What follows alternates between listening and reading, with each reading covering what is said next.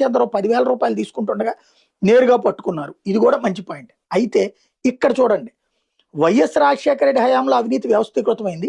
టెండర్లు పొందిన వారు నాయకులకు 6% కమిషన్ ఇవ్వడం ఒక రకంగా చట్టబద్ధం అయిపోయింది. ఎన్టీ రామారావు తర్వాత ఎవరు వచ్చారు? చంద్రబాబు నాయుడు వచ్చారు. అవినీతి ఎప్పుడు స్టార్ట్ అయింది? అప్పుడు 50 రూపాయలు డబ్బులు ఇచ్చి ఓట్లు కొనటం మిగిలింది. 100 రూపాయలు ఆ తర్వాత పెరిగింది అప్పుడే. అట్లాగే కాంట్రాక్టర్లకి అప్పచెప్పడం, ధనవంతులకు భూములు ఇవ్వడం అనేది ప్రారంభమైంది అప్పుడే.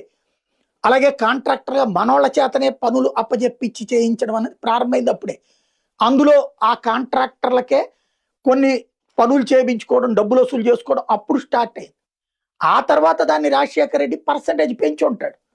కానీ రాజశేఖర రెడ్డి ఇది ప్రారంభించాడంటారు, కానీ చంద్రబాబుని ఏమనకూడదు. దాన్ని జగన్ వచ్చి ఇంకా అధికారంలో ఉన్న కూటమి